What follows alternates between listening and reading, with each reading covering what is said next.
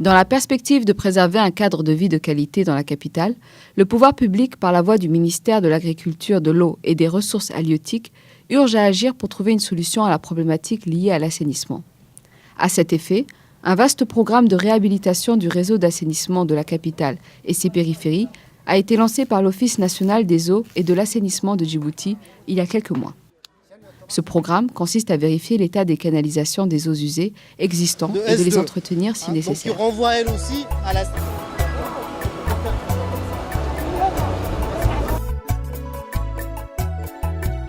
Ouvriers et techniciens en tenue avec casque de couleur bleue interviennent sur un des réseaux d'assainissement d'un quartier de la ville, plus particulièrement Makamokaram, en vue de le déboucher avec en appui un camion souffleur du service de l'assainissement.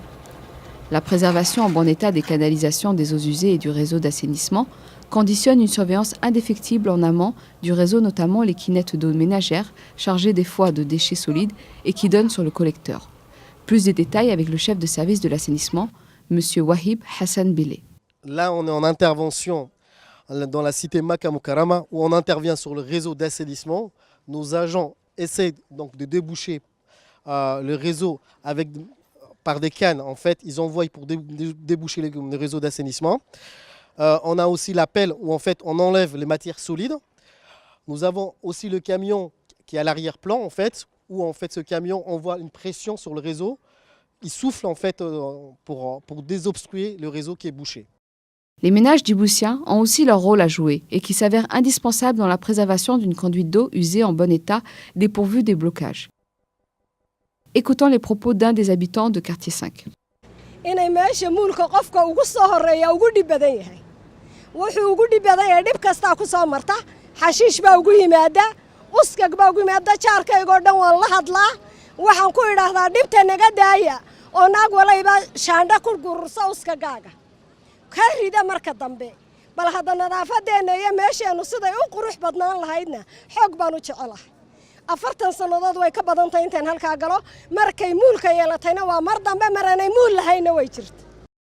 Le service d'assainissement de l'ONEAD dispose d'un plan schématique du réseau des canaux d'évacuation des eaux usées et l'interconnexion avec les stations d'épuration créées à cet effet. La supervision du fonctionnement de ces réseaux et de stations d'épuration est effectuée via les armoires électriques agissant automatiquement sur les pompes. Depuis la station, le poste de relèvement de la station Wadajir, qui est ici, le poste de Arhiba, Anguela, donc le poste du Palais du Peuple, le poste de la Siesta, le poste de la Plaine et la station S1 Avenue 13. Donc actuellement, on est nous à la station de l'abattoir où on a un débit moyen de 3100 mètres cubes jour en fait, avec un débit de pointe de 100 litres par seconde. L'ensemble du réseau, c'est une trentaine de kilomètres de réseau, dont à peu près une vingtaine de kilomètres de réseau gravitaire, c'est-à-dire de réseaux sur lesquels en fait, on vient se raccorder directement sur le poste de relevage qu'on voit ici. Il y a une dizaine de kilomètres de réseau de refoulement qui existent en fait. Voilà. Donc l'important en fait ici sur cette station de l'abattoir, c'est de savoir en fait pour que les eaux qui arrivent des autres stations soient en fait dégrillées pour qu'il n'y ait pas de problème au niveau du fonctionnement des stations. Donc nos agents passent sur la station pour vérifier le bon fonctionnement des 3 pompes immergées sur la station qu'on va voir, d'enlever tout ce qui est dégrillage, le refus, les bouteilles, les plastiques qui arrivent. Donc ce qu'on observe pas mal, ce qu'on va voir tout à l'heure sur le réseau, c'est qu'on a beaucoup de gens en fait qui envoient des plastiques, des matières solides sur le réseau, qui perturbent le fonctionnement des pompes et par la suite des stations en fait. Il est important également de préciser que le facteur humain est à prendre en considération, notamment leurs agissements inciviques qui peuvent occasionner les leakages de canalisation et contribuer par la suite au débordement des égouts sur les espaces publics. Le directeur du service d'exploitation technique de l'assainissement, M. Hassan Abdillahi, répond au micro de notre confrère Dini Aléo pour éclaircir sur leur mission. L'assainissement a en fait toujours été un des problèmes majeurs qui touchent l'environnement de la ville de Djibouti et de notre capitale. Quelles sont aujourd'hui les actions entreprises depuis la fusion de ce service avec la direction de l'ONEAD pour améliorer justement la situation? C'est vrai que l'assainissement posait un problème dans le passé, un problème d'insalubrité dans la ville de Djibouti. Mais depuis qu'il y a eu la fusion en 2007-2008 avec l'ancienne direction de l'assainissement et l'ancien ONED, qui est devenu ONEAD maintenant. Pas mal de travaux ont été entrepris sur le terrain, en régie. Je vais parler des travaux en régie, les travaux propres à l'ONEAD. On a effectué beaucoup de travaux dans les réseaux, dans les quartiers dotés de réseaux d'assainissement, tels que les anciennes cités, les cités Arhiba, Anguela, cité Cheikh Ousmane. Et on a remplacé pas mal de conduites. On a fait des regards, des rehausses des regards, on a réhabilité des grilles, eaux pluviales et eaux usées.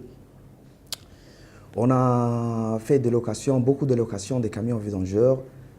Et cette année, ce qui est nouveau, c'est qu'on va acquérir pas mal d'équipements. On a déjà acquis des équipements spécifiques que vous avez déjà vus dans le reportage pour les agents qui travaillent sur les terrains.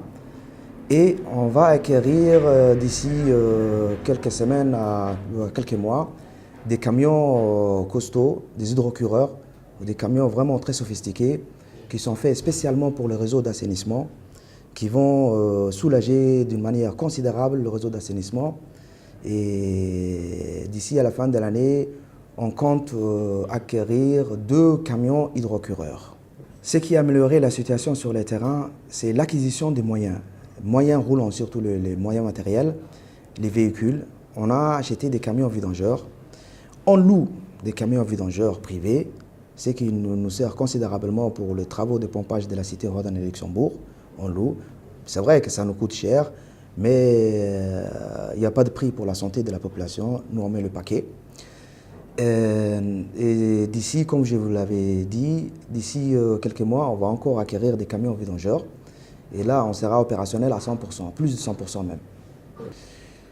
C'est vrai que la plupart de nos effectifs au service d'assainissement sont un peu âgés parce que les jeunes ne sont pas encore prêts à l'idée de travailler sur le terrain dans l'assainissement. Bon, pour eux, l'assainissement, c'est tout ce qui est merde, entre guillemets, hein, tout ce qui est pas bon, tout ce qui est caca, entre guillemets, hein, des eaux usées, maladies. Mais bon, c'est pas que ça. Hein.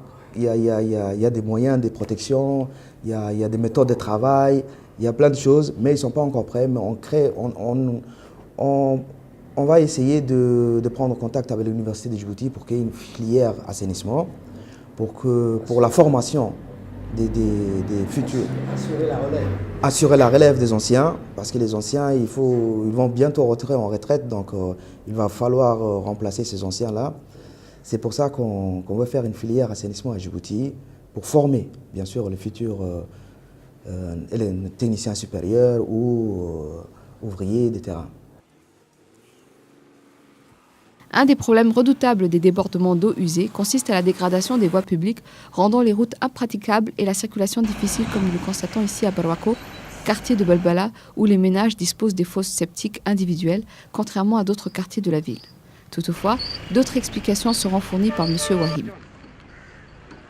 Ici, on est donc à Barwaro.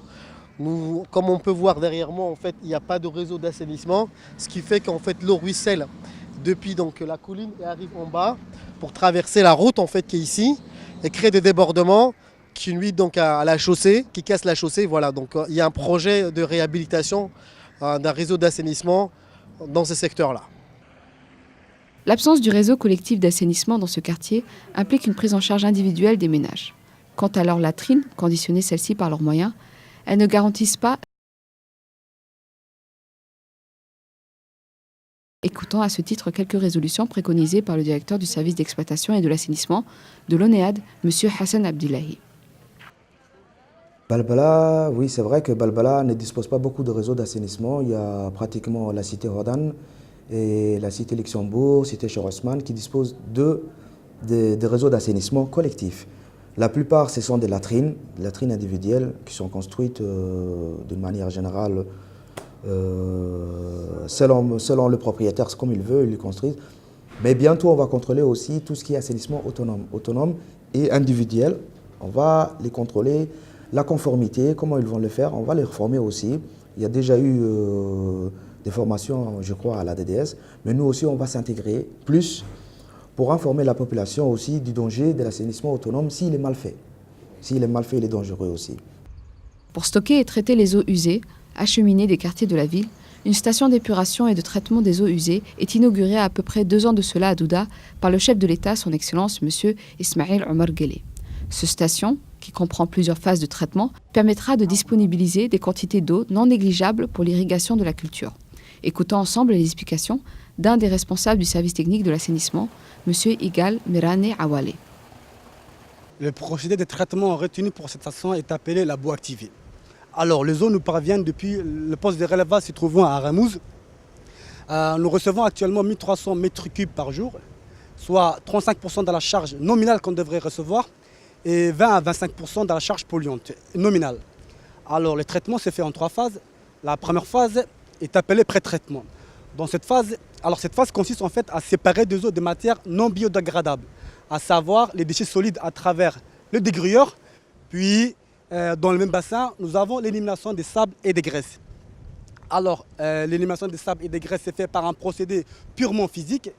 Avant leur évacuation vers le centre d'enfouissement technique de la voirie, les graisses sont stockées dans une fosse, tandis que les déchets solides ainsi que les sables sont recueillis dans des bennes. La deuxième phase est appelée traitement secondaire ou traitement biologique. Dans cette phase, seront traitées les pollutions dissoutes, à savoir la pollution carbonée, l'azote et le phosphore qui se trouvent à une très faible charge dans nos eaux. Alors, les eaux traversent en premier lieu le bassin d'aération. Dans ce bassin, nous avons le développement des bactéries ou flocs biologiques. Les flocs biologiques grossièrement développés dans le bassin d'aération seront séparés des eaux au niveau du clarificateur, mais par un procédé physique qu'on appelle la décantation. Les eaux claires seront évacuées par une surverse vers la toute dernière phase de traitement qu'on appelle ici filtration mécanique. Alors, cette toute dernière phase, elle consiste en fait à séparer des eaux des matières en suspension et prépare également l'eau. Cette infrastructure qui a coûté près de 3 milliards de francs Djibouti permettra de répondre aux demandes environnementales mais aussi à la gestion durable des eaux. La station dispose d'une capacité de production de 3,7 millions de litres d'eau par jour. Écoutons l'intervention du directeur général de l'ONEAD, interrogé par notre collègue M. Dini, pour fournir des informations supplémentaires sur les questions relatives à l'assainissement à Djibouti. Oui, effectivement, depuis quelques mois maintenant, depuis le mois de mars, nous avons inauguré d'ailleurs la station d'épuration de Djibouti-Ville, qui est en fonctionnement actuel, et les eaux sont d'ores et déjà traitées, les eaux qui parviennent. Il faut savoir que tout le monde n'est pas raccordé au réseau d'assainissement collectif. Seuls donc les abonnés raccordés les eaux usées de ces abonnés arrivent à la station d'épuration de Douda et effectivement les eaux sont traitées. Et Dieu merci, la station est gérée pour 2 années par l'entreprise qui a conçu le traitement. Et actuellement les choses se passent très bien, le transfert de technologie se passe très très bien. Et les eaux traitées sont disponibles effectivement pour l'agriculture et pour d'autres besoins, comme l'ont précisé donc le président de la République et le ministre de l'Agriculture lors de l'inauguration de la station d'épuration. Le problème de l'assainissement, c'est la nature, la géographie de la ville de Djibouti ne permet pas de transport par gravité de ces eaux-là. Et les pompages de station entre stations est le seul moyen d'alimenter la station d'épuration en eau et de collecter ces eaux-là. Il faut savoir que le pompage, c'est de l'énergie et que transporter l'eau potable, c'est déjà un coût, mais transporter l'eau usée, c'est encore un coût que l'ONEAD doit assumer. Donc, en distribuant de l'eau potable, on fait un pompage pour arriver aux gens-là, et puis en récoltant les eaux usées, on doit également pomper pour récolter ces eaux-là. Ça a un coût qui aggrave donc la situation de l'ONEAD. Et si on parle aujourd'hui d'assainissement, c'est pour que les gens essayent de nous aider, dans la mesure du possible, à comprendre ce problème. Ce n'est pas uniquement un problème, c'est pas un problème de mauvaise volonté ou de manque de moyens, mais c'est surtout un problème financier. Et le fait d'aggraver la situation d'un réseau déjà vétuste ne facilite pas la tâche de l'ONEAD. Comme je l'ai dit tout à l'heure, seuls donc les abonnés collectés au réseau collectif, ces eaux-là arrivent à la station de Douda. Actuellement, nous avons un projet qui est en phase de préparation pour collecter également un certain nombre de quartiers populaires de Balbala, donc de la commune de Balbala. Il s'agit notamment les quartiers de Odana, Odando, Luxembourg, le futur quartier de Bororo 2, qui seront également raccordés à la station de Douda. Le financement est acquis et les consultants sont en travail pour préparer le dossier d'appel d'offres pour les travaux.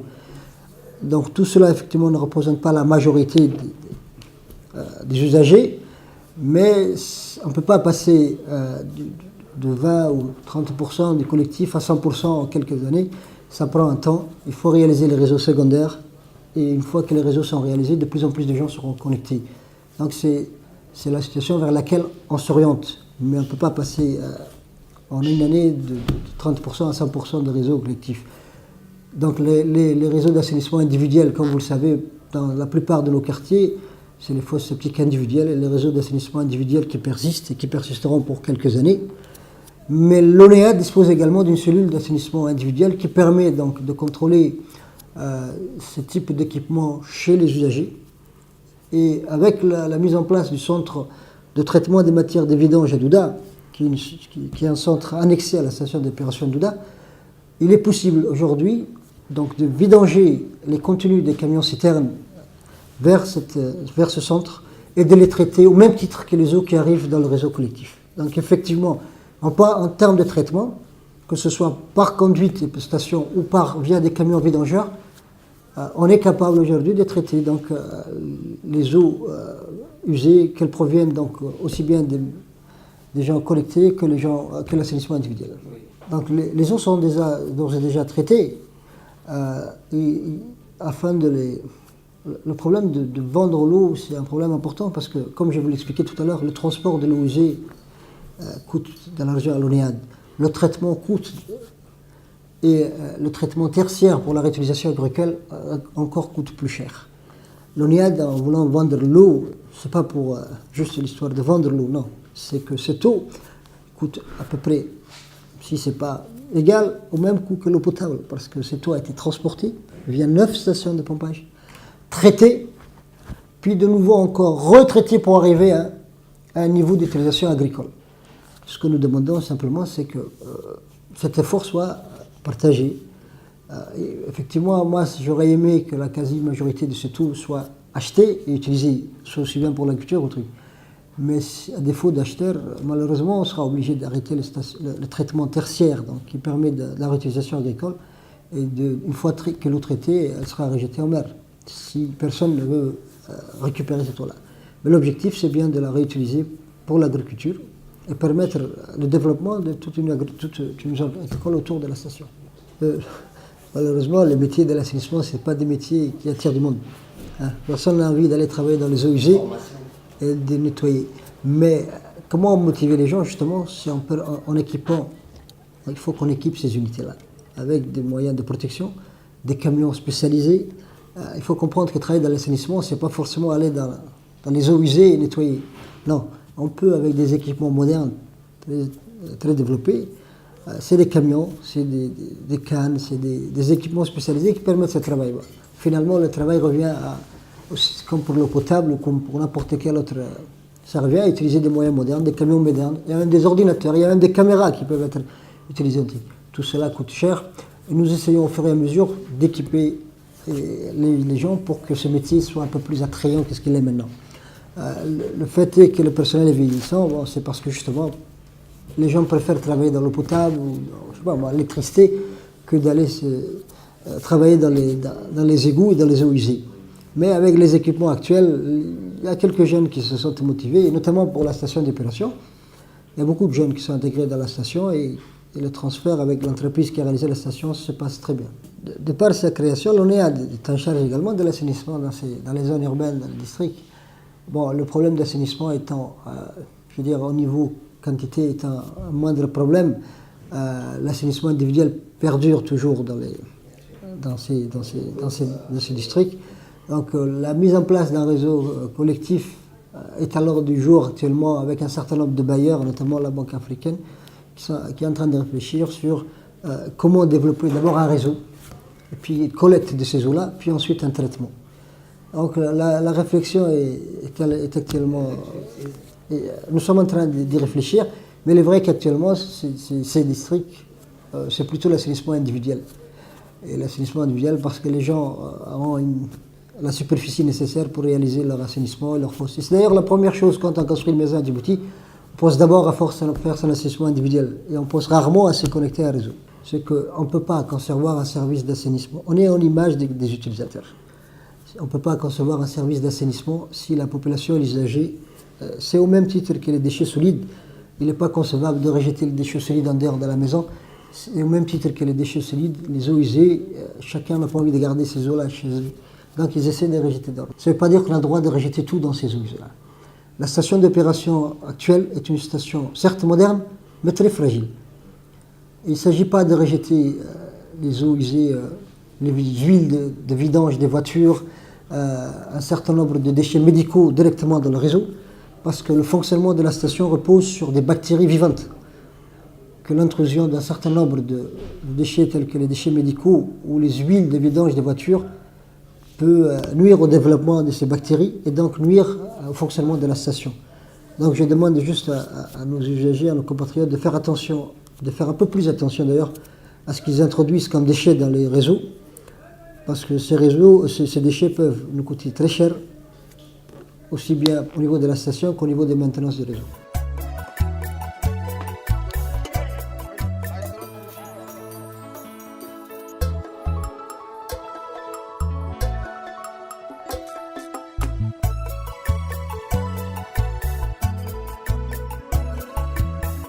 Enfin, pour terminer ce documentaire, écoutons les propos du ministre de l'Eau et de l'Agriculture et de la Pêche, M. Mohamed Ahmed Awale, sur les décisions prises par le gouvernement djiboutien concernant l'assainissement en milieu urbain. Considérablement, je crois que nous avons inauguré récemment la STEP, la station de traitement des eaux usées de la ville de Djibouti.